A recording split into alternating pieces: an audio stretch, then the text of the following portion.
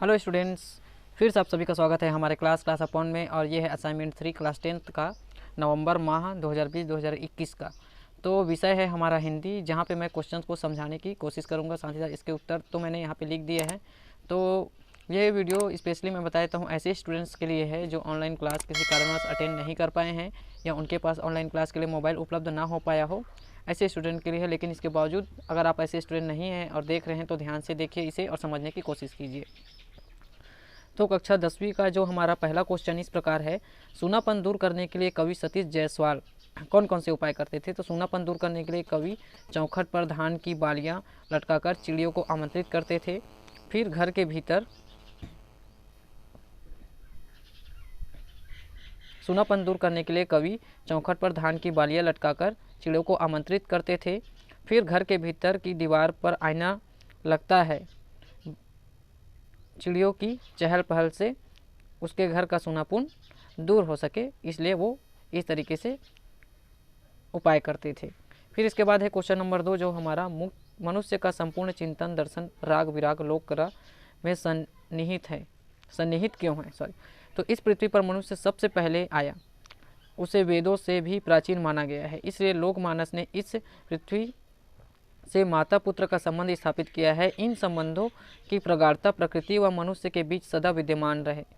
यहीं से उन लोक रचनाओं का स्रोत फूटा जो जीवन के लोकगीत, लोकगाथा, लोकनाट्य और लोक संस्कृति के रूप में अविरल प्रवाहित हो रहा है। इसलिए मनुष्य का संपूर्ण चिंतन दर्शन राग विराग लोक कला में सन्निहित माना गया है। इसका अर्थ यह है कि जितने भी लोक कला, राग विराग, लोकगीत, लोक गाथाएँ हैं वो सब मनुष्यों के द्वारा ही रचित हैं, तो अर्थात उसी में ही सन्निहित इसे माना गया है। फिर हमारा क्वेश्चन नंबर 3, आदिवासी जीवन सरल, निर्भीक और प्रकृति के सबसे करीब है।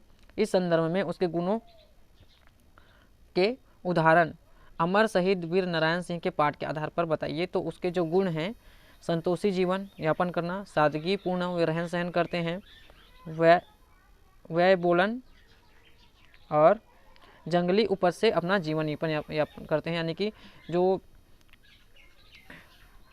आदिवासी होते हैं वो संतोष रूपी जीवन जीते हैं, जंगलों से जो भी कंद मूल फल हैं उनसे ही अपना जीवन चला लेते हैं। बहुत ही सादगीपूर्ण रहता है इनका रहन सहन, कोई बाहरी दिखावा नहीं, ना किसी चीज़ की चाह, है ना। और वह बोलते नहीं थे, फालतू की जो बातें हैं यानी कि व्यर्थ बोलते नहीं थे। उसके बाद है जंगली उपज में अपना जीवन यापन करना। जंगली उपज जैसे कि बता दिया हूँ, जंगल से जो भी उन्हें फसल वगैरह जो मिलता है उसी से ये अपना जीवन यापन करते हैं। फिर इसके बाद देखिए क्वेश्चन नंबर 4 है, छत्तीसगढ़ी लोकगीत को अन्य लोकगीतों से अधिक विशिष्ट क्यों माना गया है। तो छत्तीसगढ़ी लोकगीत है आजकल विदेशों में तक ये फेमस है ना। बहुत सारे लोकगीत जो हैं, पंडवानी गायिका जो हैं इन सब में। तो इस तरीके से इसका उत्तर है कि छत्तीसगढ़ी लोकगीत को अन्य भारतीय लोकगीतों से अधिक विशिष्ट इसलिए माना गया है क्योंकि इसमें धुनों की विविधता है। ददरिया, सुआ, गौरा, भोजली, जंवारा, बिहाव, भजन इसके प्रमुख लोकगीत हैं। यानी कि हर त्यौहार में अलग अलग गीत होती है। जैसे कि सुआ गीत दिवाली के त्यौहार में, गौरा गीत जो गौरी गौरा के विसर्जन या उसको जगाने के लिए गीत को गाया जाता है, भोजली, जंवारा गीत नवरात्रि में, बिहाव जो शादी ब्याह में जो गीत गाया जाता है, भजन जो भगवान की श्रद्धा के लिए जो गाया जाता है वो भजन। ऐसे बहुत सारे अलग अलग गीत यहाँ पे प्रचलित है, इसलिए इसे सबसे विशिष्ट माना जाता है। फिर उसके बाद है क्वेश्चन नंबर 4 खा, माखन व्यापारी के गोदाम से अनाज को लूटने के पीछे जमींदार के कौन कौन से उद्देश्य थे। तो माखन व्यापारी के गोदाम से अनाज लूटने के पीछे जमींदार का उद्देश्य था कि लोक कल्याणकारी था। सन 1856 में छत्तीसगढ़ में सूखा पड़ा, जिससे लोग दाने दाने को तरसने लगे। माखन व्यापारी के पास अन्न का विशाल भंडार था, तो विशाल भंडार होने के बावजूद भी वो लोगों पे इसका वितरण नहीं कर रहा था।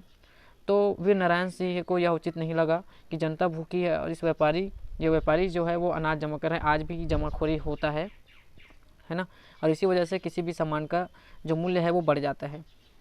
तो उन्होंने भंडारों के ताले तोड़कर उतना ही अनाज निकाला जितना भूखे किसानों के लिए आवश्यक था।